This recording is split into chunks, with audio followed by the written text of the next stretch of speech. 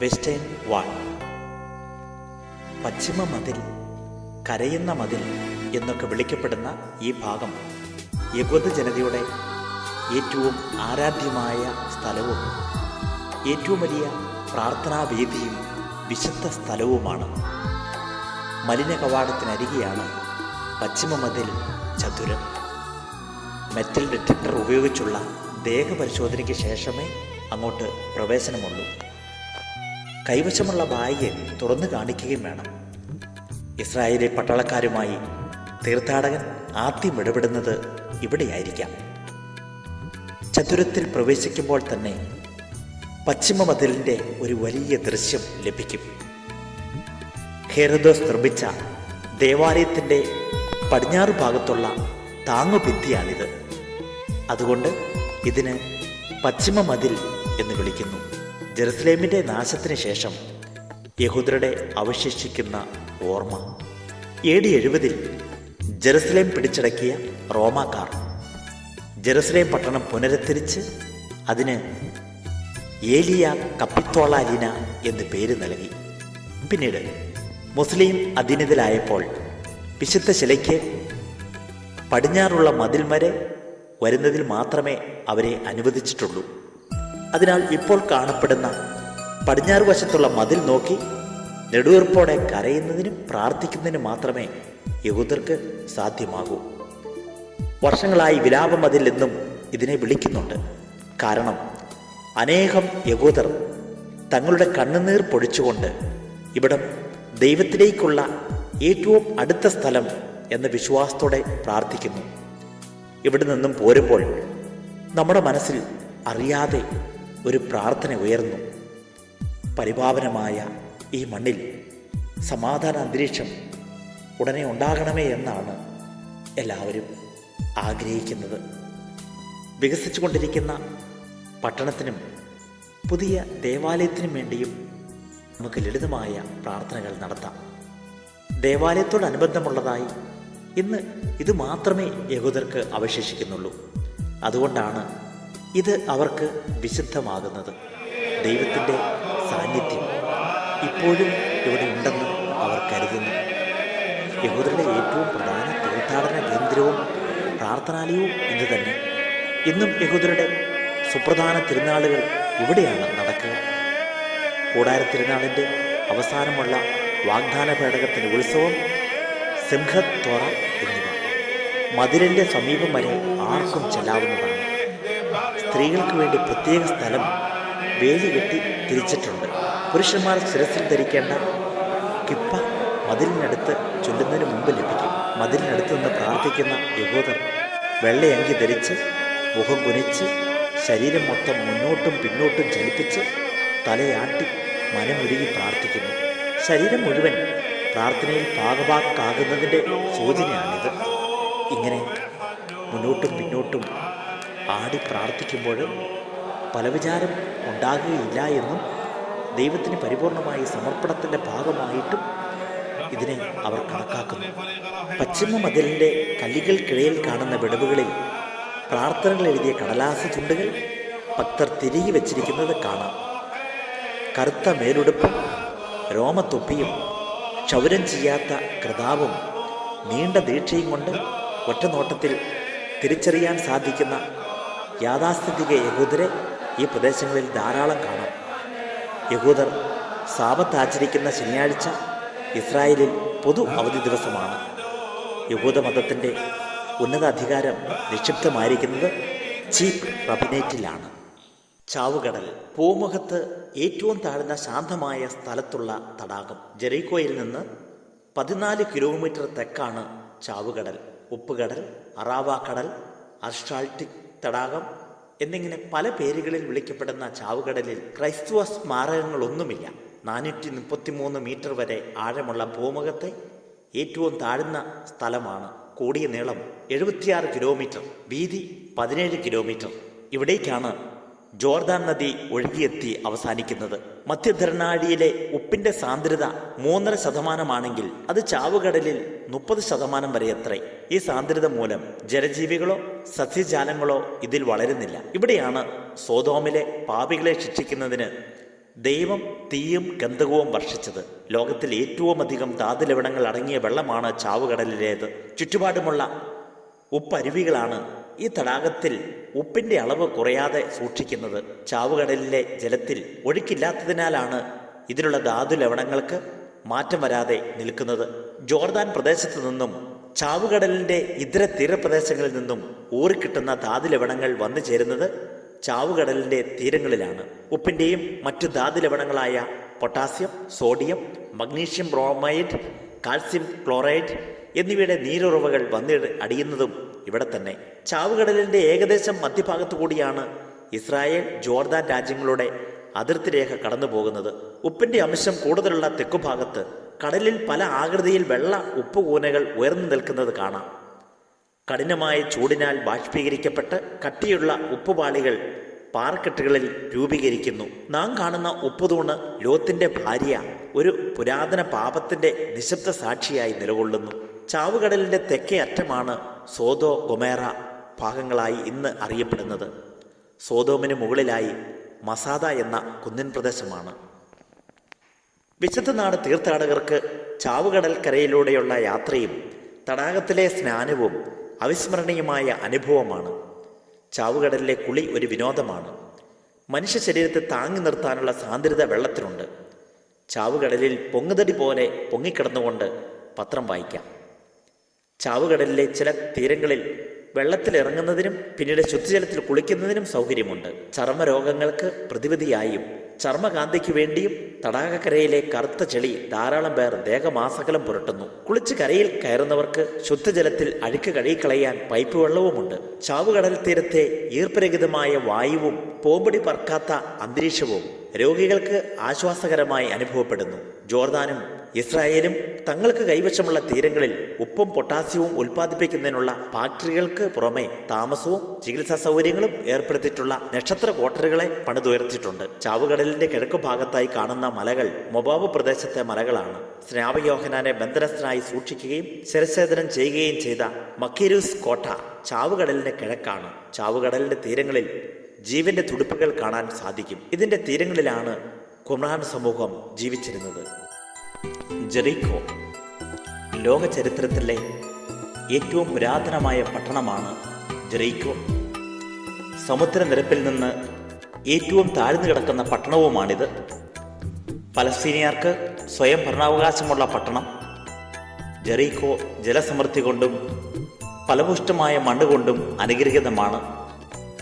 പനകളുടെ പട്ടണം എന്നാണ് ജെറീക്കോ എന്ന വാക്കിൻ്റെ അർത്ഥം. ജെറുസലേമിന് വടക്ക് കിഴക്കായി 41 കിലോമീറ്റർ അകലെ കിടക്കുന്ന ജെറീക്കോ യൂദേൻ മരുഭൂമിയുടെ നടുക്ക് വിശാലവുമായ ഒരു മരുപ്പച്ച പോലെയാണ്. BC 8000 ആണ്ട് വരെ എത്തുന്ന മനുഷ്യവാസത്തിന്റെ ചരിത്രമുണ്ട് ജെറീക്കോ പട്ടണത്തിന്. ഇസ്രായേൽക്കാർ ഈജിപ്തിൽ നിന്നും പുറപ്പെട്ട് ജോർദാന്റെ മറുകരയിൽ എത്തുന്നതോടെയാണ് ബൈബിളിൽ ജെറീക്കോ സ്ഥാനം പിടിക്കുന്നത്. ജോർദാൻ നദി കടന്നെത്തിയ ഇസ്രായേൽക്കാർ ജെറീക്കോ കീഴടക്കുന്നത് ജോഷുവയുടെ പുസ്തകത്തിലുണ്ട്. ബെഞ്ചമിൻ ഗോത്രത്തിനാണ് വിഹിതമായി പട്ടണം ലഭിച്ചത്. ഏലിയ പ്രവാചകൻ ജെറീക്കോയ്ക്ക് സമീപത്ത് നിന്നാണ് അഗ്നിരഥത്തിലേറി സ്വർഗത്തിലേക്ക് പോകുന്നത്. തുടർന്ന് പട്ടണത്തിലെത്തിയ ശിഷ്യൻ എലീശുവായെ വെള്ളം ഉപയോഗശൂന്യമാണെന്ന് ജനം അറിയിച്ചപ്പോൾ ഉറവയിൽ ഉപ്പ് തളിച്ച് എലീശുവ അത് ശുദ്ധീകരിച്ചു. ജെറീക്കോ പട്ടണത്തിനടുത്തുള്ള ഈ പ്രധാന നീരുറവ ഇന്നും എലീശുവയുടെ പേരിൽ അറിയപ്പെടാൻ ഇത് കാരണമായി. ഈ നീരുറവയിൽ നിന്നുള്ള ജലമാണ് ഈ പ്രദേശത്തെ ഒരു മരിപ്പച്ചയായി മാറ്റുന്നത്. വാഴ, ഓറഞ്ച്, ഈത്തപ്പഴം തുടങ്ങിയ പഴങ്ങളും പച്ചക്കറികളും ധാരാളമുണ്ട്. ജെറുസലേമിലേക്ക് നയിക്കുന്ന റോമൻ പാതയുടെ സ്ഥാനത്ത് ബ്രിട്ടീഷുകാർ നിർമ്മിച്ച പുതിയ നിരത്ത് പല ചരിത്ര സംഭവങ്ങൾക്കും സാക്ഷ്യം വഹിച്ചിട്ടുള്ള ജെറീക്കോയുടെ വളർച്ചയെ ത്വരിതപ്പെടുത്തി. ഗലീലയിൽ നിന്ന് ജോർദാൻ താഴ്വരയിലൂടെ ജെറുസലേമിലേക്കും ബെഥനിയയിലേക്കും പോകുന്നത് ജെറീക്കോയിലൂടെ ആയതിനാൽ ഈശോയ്ക്കും ഈ പട്ടണം പരിചിതമായിരുന്നു. നല്ല സമരയക്കാരൻ്റെ ഉപമയിൽ കവർച്ചക്കാരുടെ കൈകളിൽ അകപ്പെട്ട യാന്ത്രികൻ ജെറുസലേമിൽ നിന്ന് ജെറീക്കോയിലേക്ക് പോകുകയായിരുന്നു എന്നാണ് ഈശോ പറയുന്നത്. ബർത്തിമേയൂസിന്റെ അന്ധത ഈശോ സുഖപ്പെടുത്തുന്നത് ജെറീക്കോയിൽ വെച്ചാണ്.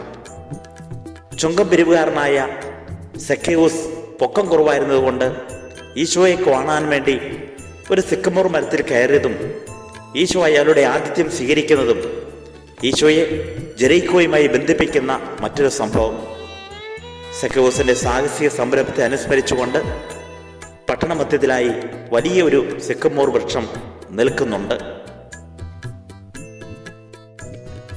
ഗലീലയിൽ നിന്ന് ജെറുസലേത്തിലേക്ക് പോകുന്ന തീർത്ഥാടകർ ജെറീക്കോ വഴിയാണ് പോയിരുന്നത്.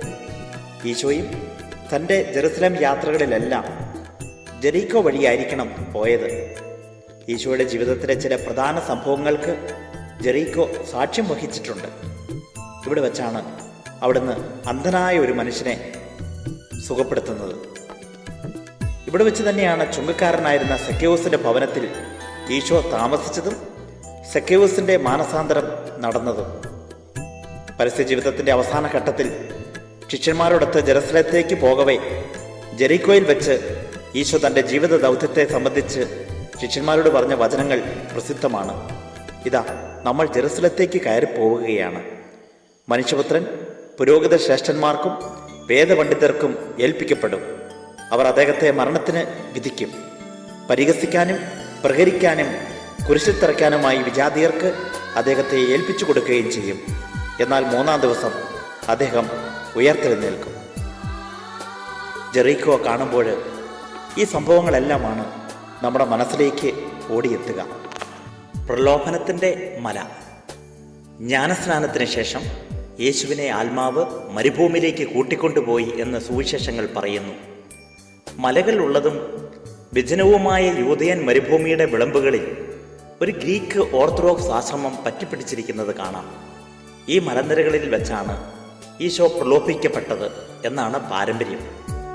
ഈശോയുടെ 40 ദിവസത്തെ ഉപവാസത്തെ അനുസ്മരിച്ചുകൊണ്ട് ഈ പ്രദേശം ജബൽ ഖരൻതാൾ 40 ദിവസത്തിൻ്റെ മല എന്ന് പേരിട്ടു.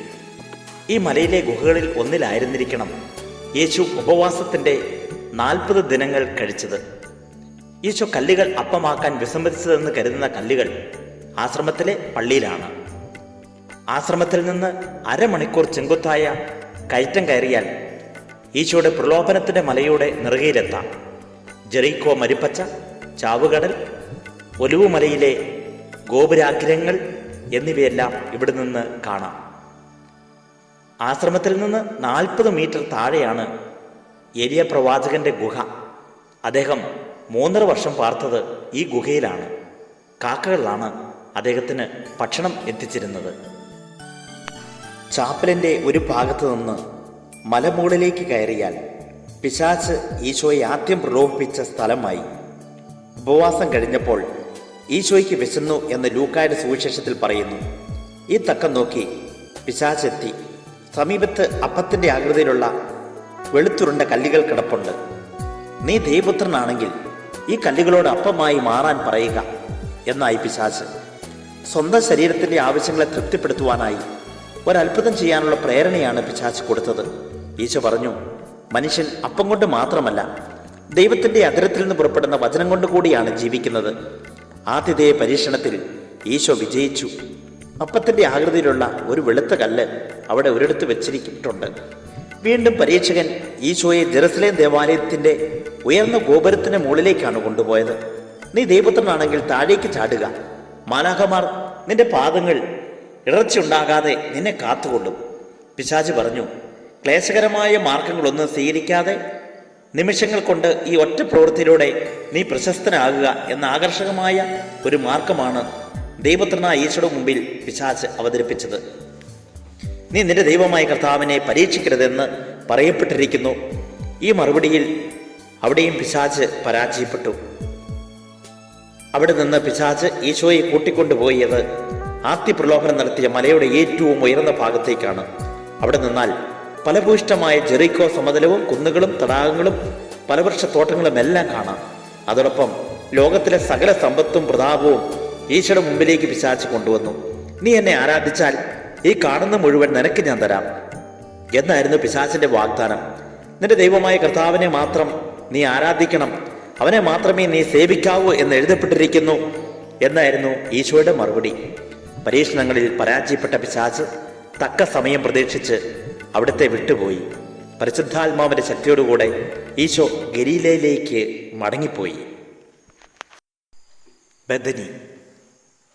ബത്ഭഹായിലെ പള്ളിമതിലിനോട് ചേർന്ന് താഴേക്ക് പോകുന്ന നടപ്പാതയിലൂടെ അരമണിക്കൂർ നടന്നാൽ ബദനിയിലെത്താം.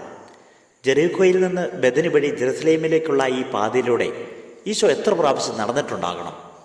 ജെറുസലേമിൽ നിന്ന് 15 സ്താദിയോൺ അകലത്തിൽ ഒലിവുമലയുടെ കിഴക്കൻ ചെരുവിൽ സ്ഥിതി ചെയ്യുന്ന ഒരു ഗ്രാമമാണ് ബദനി. ലാസറിൻ്റെയും അദ്ദേഹത്തിൻ്റെ സഹോദരിമാരായ മർത്തായുടെയും മറിയത്തിൻ്റെയും ഭവനം ഇവിടെയായിരുന്നു. ജെറിക്കോയിൽ നിന്ന് ജെറുസലേമിലേക്കുള്ള യാത്രയ്ക്കിടയിൽ ഈശോ ആതിഥ്യം സ്വീകരിച്ചിരുന്നത് ബദനിയിലെ ലാസറിൻ്റെയും അവൻ്റെ സഹോദരിമാരായ മർത്തായുടെയും മറിയത്തിൻ്റെയും വീട്ടിലായിരുന്നു. മർത്ത യേശുവിനെ സൽക്കരിക്കുന്നതിൽ വ്യഗ്രചിത്തയാകുന്നതും മറിയം ഒരു മിസ്റ്റിക്കിനെ പോലെ അവൻ്റെ പാദത്തെങ്കിലിരുന്ന് അവൻ പറയുന്നത് കേട്ടു എന്നതും ഇവിടെ സ്മരണീയമാണ്. യേശു ലാസറിനെ മരണത്തിൽ നിന്ന് ഉയർപ്പിച്ച സംഭവം നടന്നത് ഇവിടെയാണ്. ജെറീക്കോയിൽ നിന്ന് ബദനി വഴി ജെറുസലേമിലേക്കുള്ള ഈ പാതയിലൂടെ ഈശോ എത്രയോ പ്രാവശ്യം നടന്നിട്ടുണ്ടാകണം. ഇന്ന് കാണുന്ന പള്ളി പഴയ ബൈസന്റൈൻ മധ്യകാല ദേവാലയങ്ങളുടെ അതേ സ്ഥാനത്ത് തന്നെയാണ്. ഈ ദേവാലയം സൗഹൃദത്തിൻ്റെ ദേവാലയമായി എന്നറിയപ്പെടുന്നു. ഈശോയ്ക്ക് ബദനിയിലെ വീടുമായി ഉണ്ടായിരുന്ന സൗഹൃദം ദ്യോതിപ്പിക്കുന്ന പേര്. അന്തോണിയ ബല്ലുഡ്സിയാണ് ഈ പള്ളിയുടെയും ശില്പി. ദേവാലയ ഭിത്തികളിൽ മൊസൈക്കിൽ ചിത്രീകരണം ചെയ്തിരിക്കുന്ന ദൃശ്യങ്ങൾ ഈശോയുടെ ബദനിയിലെ പ്രവർത്തനങ്ങൾ ഓരോന്നായി അവതരിപ്പിക്കുന്നു. താഴികക്കുടത്തിൻ്റെ അകത്തെ പ്രതലത്തിൽ കാണുന്ന വാചകം, ഞാനാണ് പുനരുത്ഥാനവും ജീവനും, എന്നിൽ വിശ്വസിക്കുന്നവൻ മരിച്ചാലും ജീവിക്കും. പള്ളിമുറ്റത്ത് ഇടതുവശത്ത് കാണുന്നത് ഫ്രാൻസിസ്കൻ ആശ്രമമാണ്. പള്ളിമുറ്റത്തിന്റെ വലതുഭാഗത്ത് പൊതുതരത്തിലാണ് ഏതാനും ചുവട് മുകളിലേക്ക് നടക്കുമ്പോൾ ഇടത് ലാസറിന്റെ കല്ലറിലേക്കുള്ള കവാടത്തിലെത്തും. 24 ചവിട്ടുപടികൾ ഇറങ്ങിയ ലാസറിന്റെ ചവകുടീരത്തിലെത്തുകയായി. പാരമ്പര്യമനുസരിച്ച് കല്ലറയ്ക്ക് തൊട്ടുമുന്നിലുള്ള കൊച്ചുമുറിയിൽ നിന്നാണ് ഈശോ ലാസറിനെ ഉച്ചത്തിൽ വിളിച്ചത്. ലാസറെ പുറത്തു വരിക. പാരമ്പര്യം പറയുന്നു ഇവിടെയാണ് 4 ദിവസം മൃതപ്പെട്ട് കിടന്ന ലാസറിനെ ഉയർപ്പിച്ചതെന്ന്. സെനക്കൽ, അതായത് ഈശോയുടെ അന്ത്യത്താഴ സ്ഥലം, സെഹേൻ ഊട്ടുശാല എന്നും സെനക്കൽ അറിയപ്പെടുന്നു. ഈശോ തൻ്റെ ശിഷ്യരോടൊത്ത് അന്ത്യത്താഴം കഴിച്ച സ്ഥലമാണിത്. ക്രൈസ്തവ ലോകത്തിന് ഈശോയുടെ അന്ത്യത്താഴത്തിൻ്റെ ഈ സ്ഥലം വളരെ പവിത്രമാണ്. ഇവിടെ വെച്ചാണ് ഈശോ പരിശുദ്ധ കുർബാന സ്ഥാപിച്ചത്. ഈശോ ശിഷ്യന്മാരുടെ പാദങ്ങൾ കഴുകിയതും ഈ സ്ഥലത്ത് വെച്ചാണ്. പുനരുത്ഥാനത്തിന് ശേഷം ഇതേ സ്ഥലത്ത് ഈശോ 2 പ്രാവശ്യം തൻ്റെ ശിഷ്യന്മാർക്ക് പ്രത്യക്ഷനായി. തോമാശ്ലീഹായുടെ പ്രസിദ്ധമായ വിശ്വാസ പ്രഖ്യാപനം, എൻ്റെ കർത്താവേ, എൻ്റെ ദൈവമേ എന്നുള്ള ഹൃദയപൂർവമായ ഏറ്റുപറച്ചിൽ നടന്ന സ്ഥലം ഇത് തന്നെ. പന്തക്കൊസ്താ ദിവസം സ്ലേഹന്മാരും പരിശുദ്ധ കന്യാമറിയവും പരിശുദ്ധാത്മാവിനെ സ്വീകരിച്ച സ്ഥലമാണിത്. ആദിമ ക്രിസ്ത്യാനികളുടെ ആദ്യ ആരാധനാ സ്ഥലവും ഇത് തന്നെ. 1-ാം നൂറ്റാണ്ടിൽ ഇവിടെ ഒരു ദേവാലയം പണിയുകയുണ്ടായി. മിലിറ്ററി ഏരിയയുടെ പുറത്തായിരുന്നതിനാൽ AD 70 ഇവിടെ ഉണ്ടായിരുന്ന ചെറു ദേവാലയം നശിപ്പിക്കപ്പെട്ടില്ല. AD 135 ഈ ദേവാലയം റോമിൻ്റെ ആക്രമണത്തിന് ഇരയായില്ല. ബൈസന്റൈൻ കാലത്ത് ഈ പള്ളി വലുതായി പണിയുകയും വിശുദ്ധ സിയോൻ എന്ന നാമകരണം ചെയ്യുകയും ഉണ്ടായി. AD 614 പേർഷ്യക്കാരുടെ ആക്രമണത്തിൽ ഇവിടെ ഉണ്ടായിരുന്ന ദേവാലയം നശിപ്പിക്കപ്പെട്ടു. ഇപ്പോൾ കാണുന്ന ദേവാലയം കുരിശുദ്ധക്കാർ 2 നിലകളിലായി പുനർനിർമ്മിച്ചതാണ്. മുകളിലത്തെ നില ഗോതിക് നിർമ്മാണ ശൈലിയിൽ ഉണ്ടാക്കിയ ഒരു ചാപ്പലാണ്. വലിപ്പം കുറവാണെങ്കിലും ഒരു യൂറോപ്യൻ ദേവാലയത്തിൽ കയറിയ പ്രതീതിയാണ് സെഹിയോൻ ഊട്ടുശാലയ്ക്ക് ഇന്നുള്ളത്. താഴത്തെ ചാപ്പൽ ദാവീദിന്റെ കബറിടം എന്ന സങ്കല്പത്തിലുണ്ടാക്കിയതാണ്. കുരിശുദ്ധക്കാരുടെ പരാജയത്തോടെ അവിടം ഈജിപ്തിന്റെ ഭരണത്തിന് കീഴിലായി. 1337 നേപ്പിൾസ് രാജാവായിരുന്ന റോബർട്ടിന്റെയും റാന്നി സഞ്ജിയയുടെ ശ്രമഫലമായി ഈജിപ്തിലെ രാജാവായിരുന്ന മാലിക് അൽ നസീർ മുഹമ്മദിൽ നിന്ന് സെഹിയോൻ ഊട്ടുശാല ഇരിക്കുന്ന സ്ഥലവും ഊട്ടുശാലയും വിലയ്ക്ക് വാങ്ങി ഫ്രാൻസിസ്കൻ വൈദികരെ ഭരണച്ചുമതല ഏൽപ്പിച്ചു. എന്നാൽ 1552 തുർക്കികളുടെ ഭരണകാലത്ത് ക്രൈസ്തവരെ സെഹിയോനിൽ നിന്ന് പുറത്താക്കുകയും ഒരു മോസ്കാക്കി അത് മാറ്റുകയും ചെയ്തു. 1948 ഈ പ്രദേശം മുഴുവൻ ബോംബിംഗ് നടന്നു. പല കെട്ടിടങ്ങൾക്കും കേടുപാടുകൾ സംഭവിച്ചു. ആ ഭൂഭാഗം യഹൂദരുടെ നിയന്ത്രണത്തിൽ ആക്കുകയും ചെയ്തു. ഇപ്പോൾ സെനക്കൽ ഇസ്രായേൽ ഗവൺമെന്റിന്റെ കൈവശമാണ്. സെനക്കലിന്റെ താഴത്തെ നില ദാവീദിന്റെ ഒരു അനുസ്മരണ കബറിടമാണ്. യഹൂദർ അവിടം കൈവശപ്പെടുത്തി ഒരു സിനഗോഗാക്കി മാറ്റിയിരിക്കുകയാണ്. മുകളിലത്തെ നില ഇടക്കാലത്ത് ഒരു മോസ്കാക്കി മാറ്റിയതിന്റെ ചില അടയാളങ്ങൾ ഭിത്തിയിൽ കാണാം. സെനക്കലിൽ നിന്ന് ഏതാനും പടികൾ താഴോട്ടിറങ്ങിയാൽ ദാവീദിന്റെ കബറിടത്തിന് മുമ്പിൽ എത്തും. ഇസ്രയേൽ മക്കള് കാനാൻ ദേശത്ത് താമസിക്കുമ്പോൾ ക്രീറ്റിൽ നിന്നും വന്ന ഫിലിസ്റ്റീൻസ് കൈവശപ്പെടുത്തി ഭരണം നടത്തിയതുവഴി പാലസ്തീന എന്ന് അറിയപ്പെട്ടു. ന്യായാധിപനും പ്രവാചകനുമായ സാമൂലായിരുന്നു ഈ രാജ്യം ആദ്യം ഭരിച്ചിരുന്നത്. ഇസ്രയേലിന്റെ ആദ്യത്തെ രാജാവായിട്ട് സാവൂള് 30 വർഷക്കാലം ഭരിച്ചു. ഫിലിസ്തീനുമായിട്ടുള്ള യുദ്ധത്തില് സാവൂള് പരാജയപ്പെടുകയാണ്. പിന്നീട് ഈ രാജ്യം ഭരിക്കുന്നത് ദാവീദ് രാജാവാണ്. ദാവീദ് ഇസ്രയേൽ രാജ്യം ഭരിച്ചു. ഒരു ഏകീകൃത ഇസ്രയേലിന് രൂപം കൊടുത്തത് ദാവീദ് രാജാവാണ്. ഗോത്രങ്ങളുടെ എല്ലാം തലസ്ഥാനം ഹെബ്രോണിൽ നിന്ന് മാറ്റിക്കൊണ്ട് ജെറുസലേമിലേക്ക് ആക്കിയതും ജെറുസലേമിനെ ശക്തിയേറിയ മതിലുകളാൽ സമ്പന്നമാക്കിയതും അതിനെ സിയോൻ നഗരം, ദാവീദിന്റെ പട്ടണം എന്ന് വിളിച്ചതും ഈ ജെറൂസലേമിനെയാണ്. അങ്ങനെ ദാവീദിന്റെ ഭരണം 40 വർഷക്കാലം ദാവീദ് ഇസ്രയേലിനെ ഭരിച്ചു. പിന്നീട് ദാവീദ് രാജാവിന് ബെർശേബയില് ഉണ്ടായ മകൻ സോളമനാണ് ഇസ്രയേലിനെ ഭരിച്ചത്. ഒപ്പം തന്നെ സോളമനാണ് ഒന്നാം ജെറൂസലേം ദേവാലയം നിർമ്മിച്ചതും ഈ സോളമൻ തന്നെയാണ്. ഇവിടെയാണ് മോശ വഴി ലഭിച്ച ന്യായ പ്രമാണത്തിന്റെ പെട്ടകം സൂക്ഷിച്ചിരുന്നത്. ആർക്ക് ഓഫ് കമാൻഡ്മെന്റ് അല്ലെങ്കിൽ 10 കമാൻഡ്മെന്റ്സ് സൂക്ഷിച്ചിരുന്നത് ഈ സോളമൻ രാജാവ് നിർമ്മിച്ച ആദ്യത്തെ ജെറൂസലേം ദേവാലയത്തിലാണ്. സോളമന്റെ മരണശേഷം മക്കളുടെ അധികാരക്കൊതി മൂലം അവര് തമ്മിൽ കലഹിച്ചുകൊണ്ട് വടക്ക് ഇസ്രയേൽ എന്നും തെക്ക് യൂദയ എന്നും പേരിൽ 2 ഗോത്രങ്ങൾ നിലവിൽ വന്നു. ഈ 2 ഗോത്രങ്ങൾ അങ്ങനെ ഏതാണ്ട് 200 കൊല്ലക്കാലം കഴിഞ്ഞുകൂടി. ഇതിനിടെ BC 722 അസീറിയക്കാർ ഇസ്രയേൽ ഗോത്രങ്ങളെ ആക്രമിച്ച് കീഴ്പ്പെടുത്തി യഹൂദരെ അസീറിയൻ സാമ്രാജ്യത്തിന്റെ പല ഭാഗങ്ങളിലേക്ക് കൊണ്ടുപോയി. അതുപോലെ തന്നെ അസീറിയക്കാരെ ഇസ്രയേലിൽ കൊണ്ടുവന്ന് പാർപ്പിക്കുകയും ചെയ്തു. അങ്ങനെ ഇസ്രയേലിൽ കുടിയേറി കൂട്ടുബന്ധം സ്ഥാപിച്ചവരാണ് ഇസ്രയേലികൾക്ക് ഇന്നും നിഷിദ്ധരായിട്ടുള്ള സമറിയാക്കാർ. അസീറിയൻ സാമ്രാജ്യം പിന്നീട് അധികകാലം നിലനിന്നില്ല. ബാബിലോണിയൻസ് BC 606 അസീറിയക്കാരെ മുഴുവൻ കീഴ്പ്പെടുത്തി. ഇതോടെ അസീറിയ തന്നെ ഇല്ലാതായി. ബാബിലോണിലെ ശക്തിശാലിയായിരുന്ന നെബൂഖദ്നേസർ ഇസ്രയേലിലെയും പാലസ്തീനായിലെയും ശേഷിച്ച 2 ഗോത്രങ്ങളെയും കീഴ്പ്പെടുത്തിക്കൊണ്ട് ഇസ്രയേലികളെ മുഴുവനും അടിമകളായിട്ട് ബാബിലോണിലേക്ക് കൊണ്ടുപോയി. അവര് ബാബിലോണിന്റെ അടിമത്തത്തിലായി തീർന്നു. നെബൂഖദ്നേസർ തന്നെ ജെറൂസലേം ദേവാലയം നിലംപരിശാക്കുകയും അതിലുണ്ടായിരുന്ന ന്യായപ്രമാണത്തിന്റെ പെട്ടകവും പൂജാവസ്തുക്കളും എല്ലാം ബാബിലോണിലേക്ക് കൊണ്ടുപോയി. ബാബിലോൺ എന്ന് പറയുന്നത് ഇന്നത്തെ ഇറാഖാണ്. തുടർന്ന് ഇസ്രയേൽ എന്ന പേര് പോലും മാറ്റിക്കൊണ്ടിട്ട് പാലസ്തീന എന്ന പേര് ആക്കി തീർത്തു. ബാബിലോൺ അടിമത്തം ഏതാണ്ട് 70 വർഷക്കാലം നീണ്ടു എന്ന് നമുക്കറിയാം. തുടർന്ന് ഇസ്രയേല് പേർഷ്യക്കാരുടെ കീഴിലേക്ക് ആയി. പേർഷ്യൻ ചക്രവർത്തിയായിരുന്ന സൈറസ് ബാബിലോണിയ ആക്രമിച്ച് കീഴ്പ്പെടുത്തുകയും അവിടെ പിന്നീട് തുടർന്ന് ഏതാണ്ട് 200 വർഷക്കാലം പേർഷ്യൻ ആധിപത്യത്തില് ആ 200 വർഷക്കാലം എന്ന് പറയുന്നത് സമാധാനപരമായിരുന്നു. പിന്നീട് BC 338 മാസിഡോണിയയിലെ ഫിലിപ്പ് 2ാമൻ രാജാവ് ഗ്രീസിനെ ആക്രമിച്ച് കീഴ്പ്പെടുത്തി. അദ്ദേഹം വധിക്കപ്പെട്ടപ്പോൾ മകൻ അലക്സാണ്ടർ ചക്രവർത്തിയായി. അധികാരമോഹിയായിരുന്ന അലക്സാണ്ടർ ടർക്കിയിലും സമീപ രാജ്യങ്ങളിലുമെല്ലാം അധികാരം സ്ഥാപിച്ചു. അന്നത്തെ പാലസ്തീൻ ഗ്രീക്ക് സാമ്രാജ്യത്തിന്റെ ഭാഗമായിട്ട് തീർന്നു. യഹൂദരുടെ മതാനുഷ്ഠാനങ്ങളില് അതൃപ്തരായിരുന്ന ഗ്രീക്കുകാർ പരിച്ഛേദന കർമ്മവും മതാനുഷ്ഠാനങ്ങളും എല്ലാം നിരോധിച്ചു. മതമൗലികവാദികളായ യഹൂദര് ഗ്രീക്കുകാർക്കെതിരെ രംഗത്ത് വന്നു. മത്തത്യാസ് എന്ന പേരുള്ള വയോധിക പുരോഹിതനും അദ്ദേഹത്തിന്റെ 5 ആൺമക്കളും ചേർന്ന് യഹൂദമലയിൽ താമസിച്ചുകൊണ്ട് വിശ്വസ്തരായ യഹൂദരെ സംഘടിപ്പിച്ച് ഹസീഡിയം എന്ന സംഘടനയ്ക്ക് രൂപം നൽകി.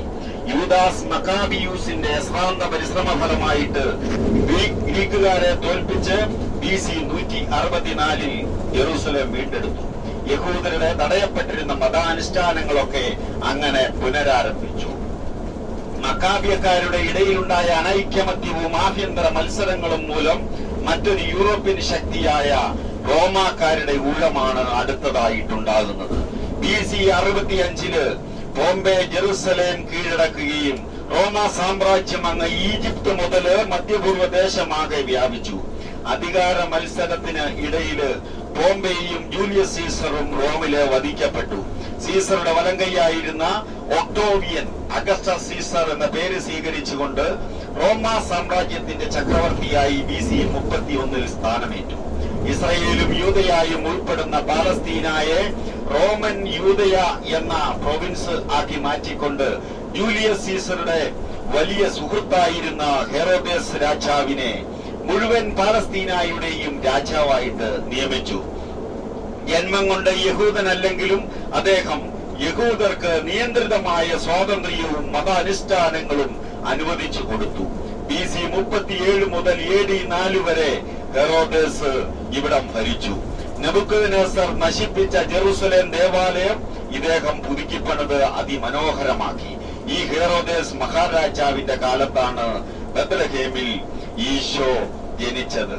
ഇവിടെ പഴയ നിയമ കാലഘട്ടം അവസാനിക്കുന്നു. അഗസ്റ്റസ് സീസറിന് ശേഷം നീറോ ചക്രവർത്തിയാണ് ഭരണമേക്കുന്നത് റോമായില്. തുടർന്ന് വെസ്പാസിയൻ ചക്രവർത്തി, തുടർന്ന് വെസ്പാസിയന്റെ മകൻ ടൈറ്റസ് AD 66 ഭരണമേൽക്കുകയാണ്. AD 66 ആരംഭിച്ച യഹൂദ വിപ്ലവം AD 73 വരെ നീണ്ടു. AD 132 വീണ്ടും ഒരു വിപ്ലവത്തിന് ഒരുപ്പെട്ടു. അന്ന് ഹാഡിയനായിരുന്നു റോമൻ ചക്രവർത്തി. റോമ ചക്രവർത്തിയായിരുന്ന ഹാഡിയൻ, കടുത്ത യഹൂദ ക്രിസ്ത്യൻ വിരോധിയായിരുന്ന ഹാഡിയൻ വിപ്ലവം അടിച്ചമർത്തി എന്ന് മാത്രമല്ല, യഹൂദർ ജെറുസലേമിൽ പ്രവേശിച്ചുകൂടാ എന്നും യഹൂദരുടെ ചേതനാചാരവും നിരോധിച്ചു. AD 313 മഹാനായ കോൺസ്റ്റന്റൈൻ ചക്രവർത്തിയുടെ അമ്മ ഹെലേന രാജ്ഞിക്ക് സ്വപ്നത്തിൽ ക്രിസ്തു ദർശനമുണ്ടായതിനെ തുടർന്ന് എഡിറ്റ് ഓഫ് മിലാൻ വിളംബരം വഴി റോമ സാമ്രാജ്യത്തിന്റെ ഔദ്യോഗിക മതം ക്രിസ്തുമതമായിട്ട് പ്രഖ്യാപിക്കപ്പെട്ടു. കോൺസ്റ്റന്റൈൻ ചക്രവർത്തി സ്വയം ക്രിസ്തുമതം സ്വീകരിക്കുകയും ചെയ്തു. പാലസ്തീന ഉൾപ്പെടുന്ന ഈ പ്രദേശത്തെയെല്ലാം വിശുദ്ധ നാടായി അംഗീകരിക്കുകയും ഈശോയുമായി ബന്ധപ്പെട്ട സ്ഥലങ്ങളിലെല്ലാം ബ്രഹ്മാണ്ഡമായ ദേവാലയങ്ങളും പണിതു. AD 632 മുസ്ലിംസ് ജെറുസലേം ഉൾപ്പെടുന്ന പാലസ്തീന കീഴടക്കി. റോമ സാമ്രാജ്യത്തിൽ ക്രിസ്തുമതം പച്ചപിടിച്ചു വരുന്ന സമയത്ത് വിശുദ്ധ നാടുകൾ പൂർണ്ണമായും മുസ്ലിം ആധിപത്യത്തിലായതിൽ ബുദ്ധിമുട്ടിയ അന്നത്തെ മാർപ്പാപ്പ അർബൻ II 1095 യൂറോപ്യൻ ക്രിസ്ത്യാനികളോട് വിശുദ്ധ നാട്ടിലെത്തി വിശുദ്ധ സ്ഥലങ്ങൾ മോചിപ്പിക്കുവാൻ ആഹ്വാനം ചെയ്തു. വിശുദ്ധ നാടുകൾ വീണ്ടെടുക്കേണ്ടത് ഓരോ ക്രിസ്ത്യാനിയുടെയും കടമയെന്ന് കരുതിയ ക്രിസ്ത്യാനികൾ കുരിശുമേന്തി പാലസ്തീനായിലെത്തി അറബികളെ തോൽപ്പിച്ച് വിശുദ്ധ നാട് വീണ്ടെടുത്തു. 1187 ഇറാഖിലെ കുഷിത് ഗോത്രക്കാരനും ഇസ്ലാം മത വിശ്വാസിയുമായ സലാദിൻ കുരിശി യുദ്ധക്കാർക്കെതിരെ ജിഹാദ് മുഴക്കി. സിറിയയിലെയും സമീപ സ്ഥലങ്ങളിലെയും മുസ്ലിങ്ങളെ സംഘടിപ്പിച്ചുകൊണ്ട് കുരിശി യുദ്ധക്കാർക്കെതിരെ പോരാടി. ഈജിപ്ത് ഉൾപ്പെടെ എല്ലാ സ്ഥലങ്ങളും ഇസ്രയേല് തിരിച്ചുപിടിച്ചു. 1193 സലാദിൻ മരിക്കുമ്പോൾ ഈജിപ്ത് മുതൽ ഇറാഖ് വരെ അദ്ദേഹത്തിന്റെ കീഴിലായിരുന്നു. പിന്നീട് 1250 മുതൽ 1517 വരെ മാമലൂക്ക് സുൽത്താൻമാരുടെ ഭരണമായിരുന്നു. അത് Muslims rulers from Egypt and സിറിയയിൽ നിന്നുള്ളവരായിരുന്നു. 1517 മാമലൂക്ക് സുൽത്താൻമാരിൽ നിന്നും ഓട്ടോമാൻ തുർക്കി വംശത്തിലെ സലീം ഒന്നാമൻ രാജാവ് ഈജിപ്തും സിറിയയും പാലസ്തീനായും ഉൾപ്പെടെയുള്ള പ്രദേശങ്ങൾ മുഴുവനും പിടിച്ചെടുത്തു. ഏതാണ്ട് 400 വർഷക്കാലം തുർക്കി സുൽത്താൻമാരുടെ ഭരണത്തിന് കീഴിലായി. 1917 പാലസ്തീനയിലെ തുർക്കി സൈന്യത്തെ തോൽപ്പിച്ചുകൊണ്ട് ബ്രിട്ടൻ അധികാരമേറ്റു. ജെറുസലേമിൽ ബ്രിട്ടീഷ് മാൻഡേറ്ററി ഹെഡ്ക്വാർട്ടേഴ്സ് സ്ഥാപിച്ചുകൊണ്ട് ലീഗ് ഓഫ് നേഷൻസിന്റെ മേൽക്കോയ്മയിൽ 1920 മുതൽ ബ്രിട്ടൻ ഭരണം നടത്തി. ഒന്നാം ലോകമഹായുദ്ധം കൊടുമ്പിരി കൊണ്ട സമയം ബ്രിട്ടീഷ് വിദേശകാര്യമന്ത്രി ലോർഡ് ആർതർ ബൽഫോർ ഒരു തുറന്ന പ്രഖ്യാപനം നടത്തി. പാലസ്തീനായെ വിഭജിച്ചുകൊണ്ട് യഹൂദർക്കായി ഒരു സ്വതന്ത്ര രാജ്യം ബ്രിട്ടൻ വാഗ്ദാനം ചെയ്തു. എല്ലാ പിന്തുണയും അതിന് ബ്രിട്ടൻ കൊടുക്കുകയും ചെയ്തു. അതാണ് ബെൽഫോർ ഡിക്ലറേഷൻ എന്ന് അറിയപ്പെടുന്നത്. 1917 നവംബർ 2-ാം തീയതിയാണ് ഈ ഡിക്ലറേഷൻ പുറത്തു വരുന്നത്. അടുത്ത ഡിസംബറിൽ മെദീഗോയില് വെച്ച് നടന്ന ഉഗ്രമായ യുദ്ധത്തില് ബ്രിട്ടൻ ടർക്കി പടയെ തോൽപ്പിച്ചുകൊണ്ട് പാലസ്തീന കൈവശപ്പെടുത്തി. തുടർന്ന് ബ്രിട്ടീഷ് ഗവൺമെന്റ് അതിപ്രധാനമായ ഒരു തീരുമാനമെടുത്തു. ലോകത്തെവിടെയുമുള്ള യഹൂദർക്ക് പാലസ്തീനയിലേക്ക് കുടിയേറാം. അതാണ് അങ്ങനെ പാലസ്തീനയിലേക്കുള്ള കുടിയേറ്റം ആരംഭിക്കുകയും ആ കുടിയേറ്റം തുടർന്ന് 1-ാം ലോകമഹായുദ്ധവും 2-ാം ലോകമഹായുദ്ധത്തിനും ശേഷം 1948 ലീഗ് ഓഫ് നേഷൻസിന്റെ മേൽക്കോയ്മ അവസാനിച്ച അന്ന് 1948 മെയ് 14-ാം തീയതി ഇസ്രയേൽ എന്ന രാഷ്ട്രം അവര് ഡിക്ലെയർ ചെയ്തു. യഹൂദര് ഡിക്ലെയർ ചെയ്തു ലോകത്തിലെ ആദ്യത്തെ ഇസ്രയേൽ രാഷ്ട്രം. അങ്ങനെ 1948 മെയ് 14-ന് ഉടലെടുത്തു. നന്ദി. ഹുംറാൻ ചാവുകടലിനടുത്തുള്ള ഏറ്റവും പ്രധാനപ്പെട്ട ഒരു സ്ഥലമാണ് ഹുംറാൻ. ചാവുകടലിൽ നിന്ന് 6 കിലോമീറ്ററും ജെറിക്കോയിൽ നിന്ന് 19 കിലോമീറ്ററും തെക്കായിട്ടുള്ള കുന്നൻ പ്രദേശമാണ് എസിനികൾ എന്ന യഹൂദ വിഭാവം ജീവിച്ചിരുന്ന ഹുംറാൻ. ഹുംറാൻ ഗുഹകളിൽ നിന്ന് 1947 ബൈബിളിൻ്റെ ഏറ്റവും പഴക്കമുള്ള ലിഖിതങ്ങൾ കണ്ടെത്തുന്നത്. 2 ആട്ടിടയന്മാർ മലമുകളിലൂടെ തങ്ങളുടെ ആടുകളെ മേയ്ക്കുകയായിരുന്നു. ഇതിനിടെ ഒരാടിനെ കാണാതായി. മുഹമ്മദ് എഡീബ് എന്നു പേരുള്ള ഇടയൻ കാണാതായ തൻ്റെ ആടിനെ കല്ലുകളുടെ മറവിലും ഗുഹകളിലുമെല്ലാം തിരിഞ്ഞു നോക്കുകയാണ്. അല്പം ആഴമുള്ള ഒരു ഗുഹയിലേക്ക് അയാൾ നോക്കി. ഇരുട്ടായതുകൊണ്ട് ഒന്നും കാണുന്നില്ല. ഉള്ളിലേക്ക് അയാൾ ഒരു കല്ലെടുത്തെറിഞ്ഞു. കല്ല് ഏതോ ഒരു പാത്രത്തിൽ തട്ടി പാത്രം ഉടയുന്ന സ്വരം അയാൾ കേട്ടു.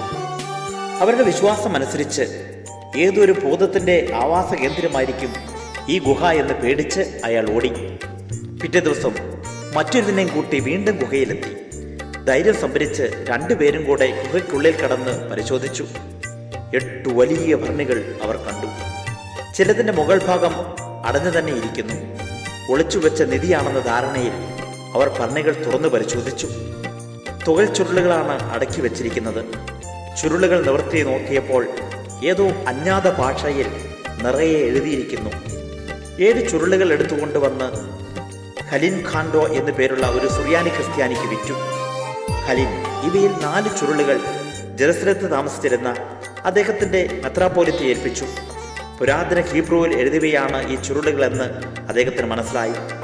വിലപിടിച്ച ഒരു നിധിയാണിത് എന്ന് മനസ്സിലാക്കിയ അദ്ദേഹം അത് അമേരിക്കയിൽ എത്തിച്ച് പ്രൊഫസർ ലിഹായോഡ് ദയാദിൻ എന്ന യഹൂദ പണ്ഡിതന് വിറ്റു. അത് അദ്ദേഹം ഇസ്രായേലിൽ കൊണ്ടുവന്നു. വിദഗ്ധരുടെ പരിശോധനയിൽ വിശുദ്ധ ബൈബിളിലെ ചില പുസ്തകങ്ങളുടെ പഴയ കയ്യെഴുത്ത് പ്രതികളാണ് ഈ ചുരുളുകൾ എന്ന് മനസ്സിലായി. അവയിൽ ഏറ്റവും പ്രസിദ്ധമായിട്ടുള്ളത് യേശയ്യാ പ്രവാചകന്റെ പുസ്തകമാണ്. പുരാതന ഹീബ്രുവിൽ എഴുതിയിരിക്കുന്ന ഈ തുകൽ ചുരുളിന് 24 അടി നീളമുണ്ട്. ഹുംറാൻ മലഞ്ചെരിവുകളിൽ പിന്നീട് നടന്ന പരിശോധനയിൽ 900 ഭാഗികമായ ചുരുളുകൾ കണ്ടെത്തുകയുണ്ടായി. മിക്കവാറുമുള്ളവ തുകലിലും പപ്പിറസിലുമാണ് എഴുതപ്പെട്ടിരിക്കുന്നത്.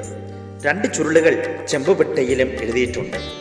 ഹുംറാൻ ചുരുളുകൾ എഴുതിയുണ്ടാക്കിയത് ക്രിസ്തുവിന് മുമ്പ് ഉണ്ടായിരുന്ന എസീനികൾ എന്നറിയപ്പെടുന്ന യഹൂദ സന്യാസിമാരാണ്. താപച്ചരികളോടെ ഭക്തിജീവിതം നയിച്ചിരുന്നവരാണവർ. ഇസ്രായേലിൻ്റെ രക്ഷകൻ താമസിയാതെ വരും എന്ന പ്രതീക്ഷയും അവർക്കുണ്ടായിരുന്നു. ഈശോയുടെ മുന്നോടിയായി അറിയപ്പെട്ടിരുന്ന സ്നാപക യോഹന്നാൻ ഈ സമൂഹത്തിൽപ്പെട്ടവനായിരുന്നു എന്ന് ചില പണ്ഡിതന്മാർ അഭിപ്രായപ്പെടുന്നു. തൻ്റെ ദൗത്യം തുടരുന്നതുവരെ അദ്ദേഹം മരുഭൂമിയിലായിരുന്നു എന്ന സുവിശേഷത്തിലെ പരാമർശം അതിന് തെളിവായി അവർ കാണിക്കുന്നു. മരുഭൂമിയുടെ ചുട്ടുപൊള്ളുന്ന ചൂടിൽ എസ്നീകളുടെ സമൂഹം എങ്ങനെ ഹുംറാനിൽ ജീവിച്ചുവെന്ന് നമുക്ക് അത്ഭുതം തോന്നും. മഴവെള്ളത്തെ മാത്രം ആശ്രയിച്ചിരുന്നതുകൊണ്ട് മലമുകളിൽ പെയ്യുന്ന മഴയുടെ വെള്ളം തോടുകളിലൂടെ ഒഴുകി തങ്ങളുടെ താമസ സ്ഥലത്തിനടുത്തുള്ള ജലസംഭരണികളിൽ എത്തിച്ച് അവർ സൂക്ഷിച്ചിരുന്നു. അവർ തന്നെ മരുഭൂമിയിൽ നട്ടുപിടിപ്പിച്ച ഏതാനും ഈന്തപ്പനകളിൽ നിന്നുള്ള പഴങ്ങൾ ഭക്ഷിച്ചും സമീപ പ്രദേശങ്ങളിൽ നിന്ന് വാങ്ങിക്കൊണ്ടുവരുന്ന ധാന്യങ്ങൾ ഉപയോഗിച്ചും അവർ താമസ ജീവിതം നയിച്ചു. ഒരു നൂറ്റാണ്ടുകാലം ഈ സമൂഹം കുമ്രാനിലും പരിസരത്തുമായി പ്രാർത്ഥനയിലും ബൈബിൾ പകർത്തിയെഴുത്തി നടത്തിയും വസിച്ചു പോന്നു. BC 31 ഭൂകമ്പത്തെ തുടർന്ന് അവർ സ്ഥലം വിട്ടുപോയി. എങ്കിലും BC 4 അവർ തിരിച്ചു വന്ന് തങ്ങളുടെ വാസസ്ഥലങ്ങൾ പുനർനിർമ്മിച്ചു. AD 68-69 കാലത്തെ റോമൻ ആക്രമണത്തിൽ റോമാക്കാർ നിരുപദ്രവകാരികളായ എസ്സീനീസ് സമൂഹത്തെയും ഒഴിവാക്കിയില്ല. അവിടെ അന്നുണ്ടായിരുന്ന മുഴുവൻ സന്യാസികളെയും അവർ കൂട്ടക്കൊല നടത്തി എന്നാണ് കരുതപ്പെടുന്നത്. ഇപ്പോൾ കുമ്രാൻ നാഷണൽ പാർക്ക് അതോറിറ്റിയുടെ നിയന്ത്രണത്തിലാണ്. പര്യവേഷണത്തിലൂടെ അവിടെ ഉണ്ടായിരുന്ന നിർമ്മിതികളുടെ എല്ലാ ഭാഗങ്ങളും കൃത്യമായി അടയാളപ്പെടുത്തിയിരിക്കുന്നു. നാഷണൽ പാർക്ക് അതോറിറ്റിയുടെ ഗേറ്റ് കടന്ന് അകത്ത് പ്രവേശിച്ചാൽ വിശാലമായ പ്ലാറ്റ്ഫോം അതോറിറ്റിയുടെ വകയായി നിർമ്മിച്ചിട്ടുണ്ട്. AD 68 റോമൻ സൈന്യം കുമ്രാനെ സമീപിക്കുന്നു എന്നറിഞ്ഞ സന്യാസികൾ തങ്ങളുടെ ഏറ്റവും വിലയേറിയ സമ്പത്തായ ബൈബിൾ ചുരുളുകൾ ഭരണികളിലാക്കി സമീപത്തുള്ള ഗുഹകളിൽ ഭദ്രമായി നിക്ഷേപിച്ചു. പിന്നീട് എപ്പോഴെങ്കിലും തിരിച്ചു വന്ന് അവ എടുക്കാം എന്ന ചിന്തയിലായിരിക്കണം അപ്രകാരം ചെയ്തത്. പക്ഷേ റോമക്കാർ ഈ സാധുക്കളെ നിഷ്കരണം വാളിനിരയാക്കുകയാണ് ഉണ്ടായത്. അങ്ങനെ ഉടമസ്ഥനില്ലാതെ 2000 വർഷം മറഞ്ഞിരുന്ന ബൈബിൾ ചുരുളുകളാണ് കഴിഞ്ഞ നൂറ്റാണ്ടിൽ കുമ്രാനിൽ നിന്ന് കണ്ടെടുത്തത്. ബൈബിൾ ഗവേഷണ പഠനത്തിൽ കുമ്രാൻ ചുരുളുകൾക്കുള്ള വലിയ പ്രാധാന്യമുണ്ട്.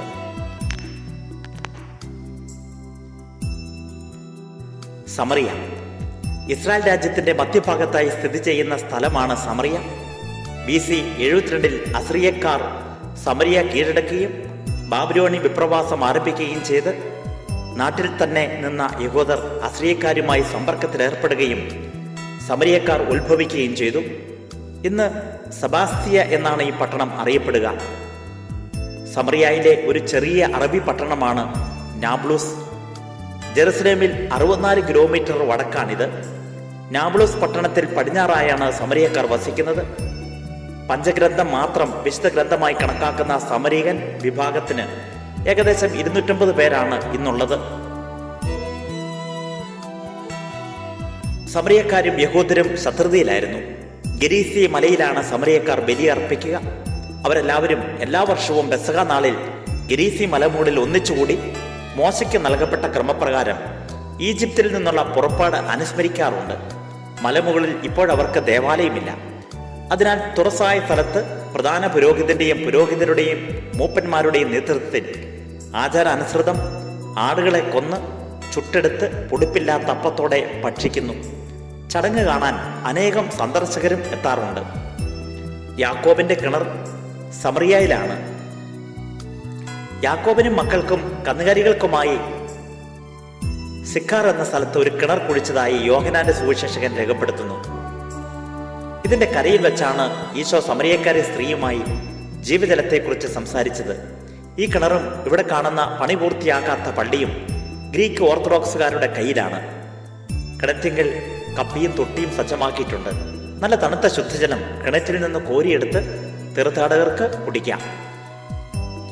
യാക്കോബിന്റെ കിണറിന്റെ സ്ഥാനത്ത് നിന്ന് 200 മീറ്റർ അകലത്തിൽ പഴയ നിയമത്തിലെ ജോസഫിന്റെ ശവകുടീരം കാണാം. ഷെക്കേം എന്ന് അവിടെ അറിയപ്പെടുന്നു. മരണത്തിനു മുമ്പ് ജോസഫ് തന്റെ ശരീരം വാഗ്ദാന ദേശത്തേക്ക് അടക്കം ചെയ്യണമെന്ന് പറഞ്ഞിരുന്നു. അതനുസരിച്ച് ഇസ്രായേൽക്കാർ ഈജിപ്തിൽ നിന്ന് പോന്നപ്പോൾ മോശ ജോസഫിന്റെ ആഗ്രഹം ശിരസാ വഹിക്കുകയും ഈജിപ്തിൽ അടക്കം ചെയ്ത മൃതശരീരം കൂടെ കൊണ്ടുപോരുകയും ചെയ്തു. കാനാൻ ദേശം പിടിച്ചടക്കിയ ശേഷം ജോഷുവയുടെ നേതൃത്വത്തിൽ അത് ഷെക്കമിൽ അടക്കം ചെയ്തു. ഏലാത്ത് അക്കാബ ഉൾക്കടലിൽ ഈജിപ്ത്, ജോർദാൻ, സൗദി അറേബ്യ എന്നിവയുടെ അതിർത്തിയോട് ചേർന്ന് കിടക്കുന്ന പവിഴപ്പുറ്റുകൾക്കും വിചിത്രമായ സമുദ്രജീവികൾക്കും സുന്ദരമായ ബീച്ചുകൾക്കും പ്രസിദ്ധമായ ഏലാത്ത് ഇസ്രായേലിൻ്റെ വലിയൊരു ടൂറിസ്റ്റ് ആകർഷണ കേന്ദ്രമാണ്. ഇസ്രായേലിൻ്റെ ചെങ്കടൽ തീരത്തുള്ള ഏക തുറമുഖവും. വർഷം മുഴുവൻ വേനൽക്കാലമായതിനാൽ ശീതരാജ്യങ്ങളിൽ നിന്നുള്ള ധാരാളം ടൂറിസ്റ്റുകൾ ഇവിടെ എത്താറുണ്ട്. ഇസ്രായേലിയർ ഈജിപ്തിൽ നിന്നുള്ള മടക്കയാത്ര നടത്തിയത് ഇതിലെയാണ്. സോളമന്റെ കപ്പൽ വ്യൂഹം ഇവിടെ താവളമടിച്ചിരുന്നു. സബായിലെ രാജ്ഞി കപ്പലിറങ്ങിയത് ഏലാത്തിലാണ്. തുടർന്ന് നബ്തയർ, റോമക്കാർ, ബൈസിന്ത്യൻകാർ, അറബികൾ, കുരിശുയുദ്ധക്കാർ എന്നിവരെല്ലാം ഈ ചെങ്കടൽ തുറമുഖം കീഴടക്കി. പട്ടണത്തിലെ തെക്കേ അറ്റത്ത് കടലിലുള്ള പവിഴപ്പുറ്റുകൾ അതിമനോഹരമാണ്. ഗ്ലാസ് അടിത്തറയോടുകൂടിയ ബോട്ടിലോ അന്തർവാഹിനിയിലോ സഞ്ചരിച്ച് ഇവ കാണാവുന്നതാണ്. പവിഴപ്പുറ്റു നിരകളും മത്സ്യങ്ങളും നിരീക്ഷിക്കുവാൻ വേണ്ടി കടലിൽ പണിതിട്ടുള്ള നിരീക്ഷണാലയം ലോകത്തിലുള്ള 4 ഒന്നാണ്.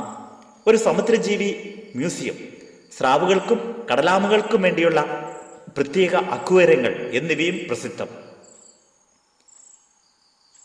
എല്ലാ തരത്തിലുള്ള ജലക്രീഡകൾക്കും ഏലാത്തിൽ സൗകര്യമുണ്ട്. ഏലാത്തിന്റെ നേരെ എതിർവശത്താണ് ജോർദാന്റെ കൈവശമുള്ള അക്കാബ തുറമുഖം. ഏലാത്തിൽ നിന്നും സീനായിലേക്കും ജോർദാനിലേക്കും അതിർത്തി കടക്കാവുന്നതാണ്. നെഗേവിലൂടെയുള്ള യാത്ര മരുഭൂമിയുടെ വിചിത്രമായ അനേക ദൃശ്യങ്ങൾ കൊണ്ട് സമ്പന്നമാകും.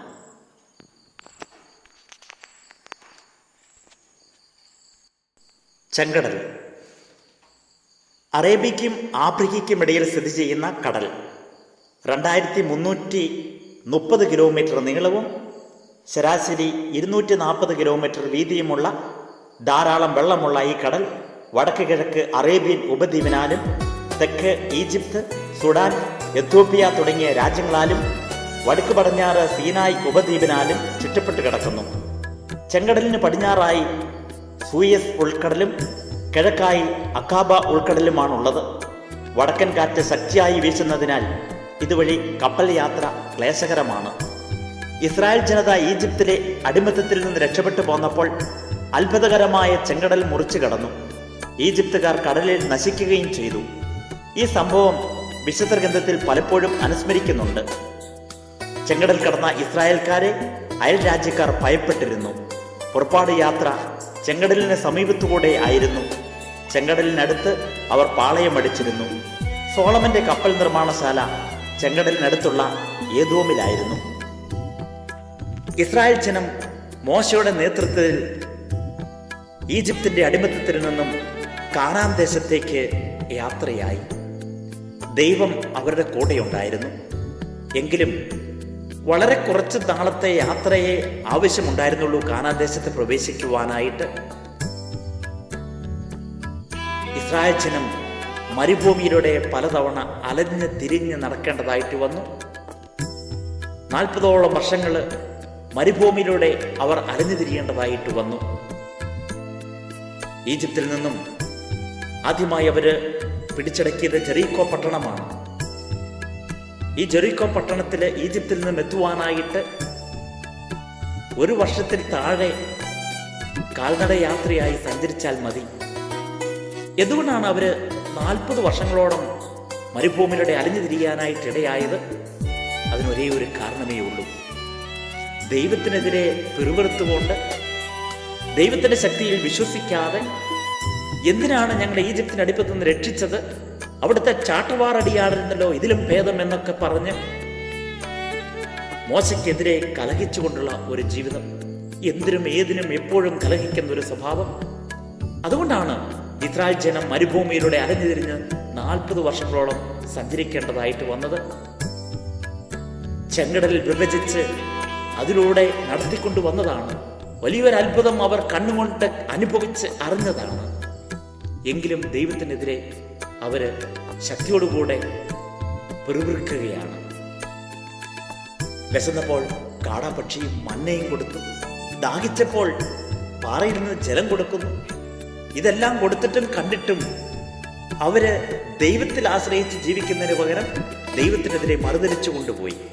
അതേസമയം ബത്ലഹേമിൽ നിന്നും യോസേഫ് പിതാവും മാതാവും ഉണ്ണീശയും കൊണ്ട് ഈജിപ്തിലേക്കുള്ള യാത്ര 1300 കിലോമീറ്ററോളം ദൂരം അവർ നടത്തി. ഈ യാത്ര അവര് വളരെ സന്തോഷത്തോടുകൂടെ എത്തിച്ചേരുവാനായിട്ടിടയായി തീർന്നു. കാരണം മാലാഖ അവരുടെ കൂടെ ഉണ്ടായിരുന്നു. ദൈവകൃപയിൽ ആശ്രയിച്ച് അവർ മുന്നോട്ട് പോയി. എവിടെയൊക്കെ ദൈവത്തിന്റെ കൃപയിൽ ആശ്രയിച്ച് മുന്നോട്ട് പോകുന്നുണ്ടോ അവിടെയൊക്കെ യാത്ര എളുപ്പമായി തീരും. ദൈവത്തിനെതിരെ മറുതലിച്ച് യാത്ര ചെയ്യുമ്പോൾ ആ യാത്ര ദുഷ്കരമായി തീരും. അതാണ് ഇസ്രായേൽ ജനതയുടെ സംഭവങ്ങൾ നമ്മെ പഠിപ്പിക്കുന്നത്.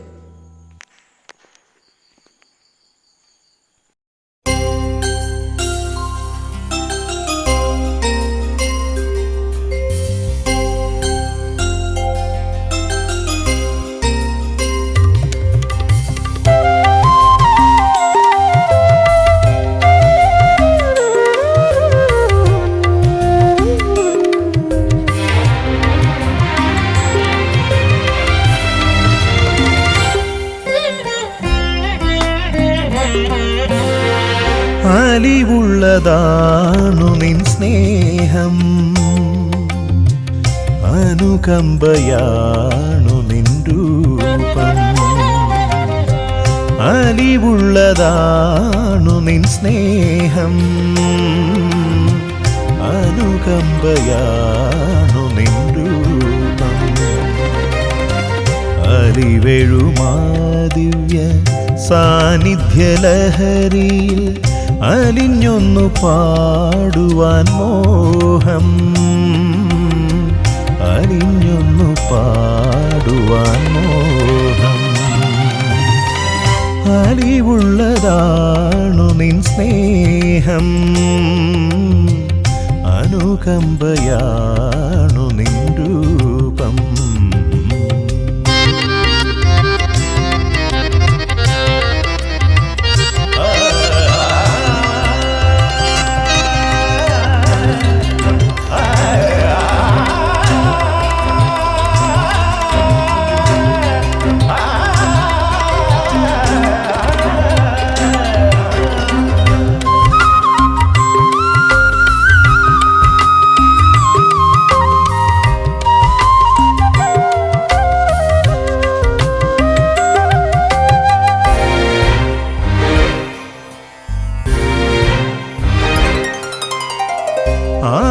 ചൈതന്യമേ ആത്മസ്വരൂപനെ അവീകല സ്നേഹത്തിനാധാരമേ.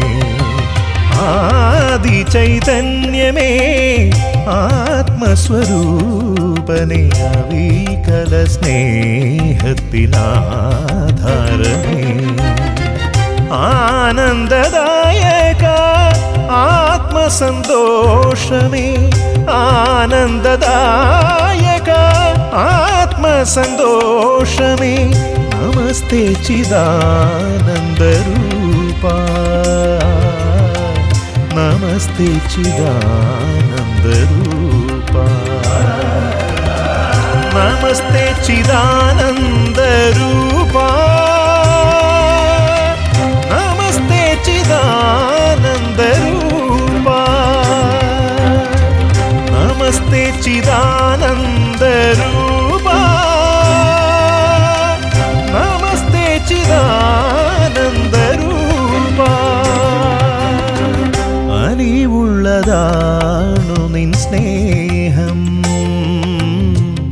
അനുകമ്പയാണു നിൻ രൂപം.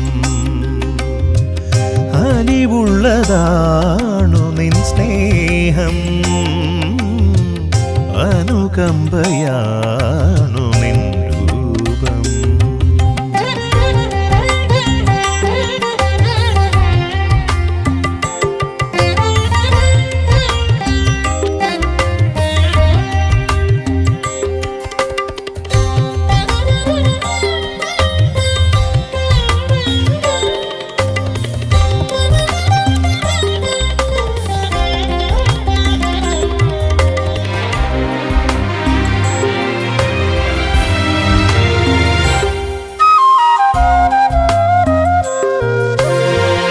ആശ്രിതരക്ഷക അതുല പ്രഭാമയ